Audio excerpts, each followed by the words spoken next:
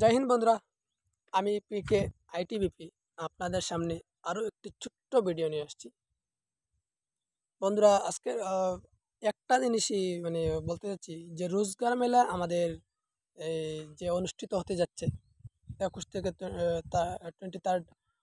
থেকে 23 তারিখ পর্যন্ত, যেটা অনুষ্ঠিত হতে যাচ্ছে।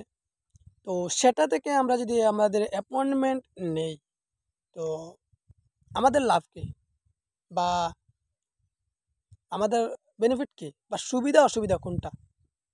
তো বন্ধুরা, আমি এটাই আলোচনা করছি আপনাদের সামনে যে রোজগার মেলা থেকে যদি আমরা অ্যাপয়েন্টমেন্টটা নিয়ে নিই, তাহলে আমাদের আর টেনশন নাই। বাই পোস্টে যদি ছাড়ে, কখন আসবে, আপনাদের বাই চান্স মোবাইল নাম্বার ভুল হয়ে গেছে, এটা তো রিটার্ন করে দিবে না।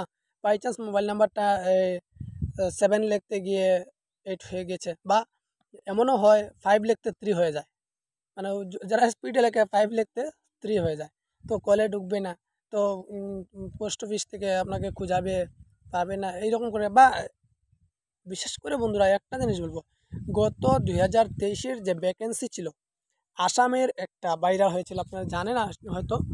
আসামের একটা এসএসবি চাকরি পেয়েছিল, বাট পোস্ট অফিসের কারণে তার চাকরিটা হারিয়ে যায়।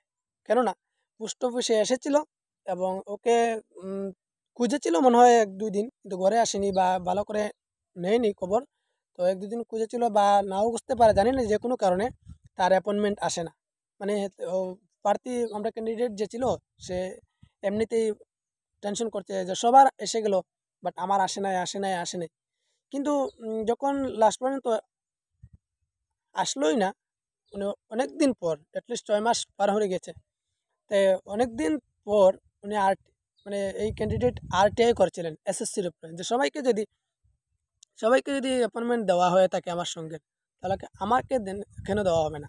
সেটা বলে আইটিআই রিপোর্ট এসেছিল, যে আইটিআর ফিডব্যাক এসেছিল যে আমরা এসএসসি থ্রো থেকে, বা যে এসএসবির যে হেডকোয়ার্টার এসএসবির থেকে আমরা ছেড়ে দিয়েছি, আমরা আপনার অ্যাপয়েন্টমেন্ট ছেড়ে দিয়েছি বাই পোস্টে, আপনি পোস্ট অফিসে গিয়ে খবর নিন। তো বন্ধুরা, তখন উনি পোস্ট অফিসে যায়।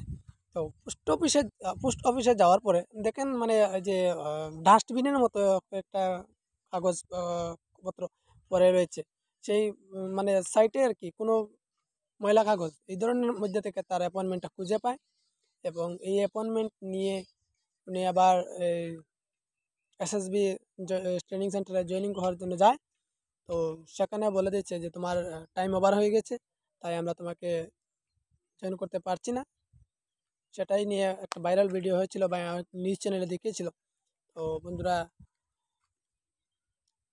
যে আমারও দেখে খুব অনেক অবাক লেগেছিল যে এই ধরনের হতে পারে। এই ধরনের কি হতে পারে? হ্যাঁ বন্ধুরা, হতে পারে। কারণ আমি সতর্ক থাকার প্রয়োজন, কারণ একটা চাকরি বলে কথা। তাই আমি বলবো, যাদের যাদের কল আসছে, আপনারা কেউ মিস করবেন না।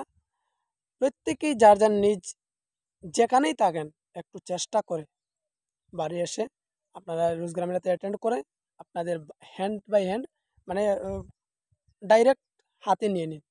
কারণ অন্যের আশা করাটাই ভুল, আপনার নিজেরটা নিজেই নিয়ে নিন।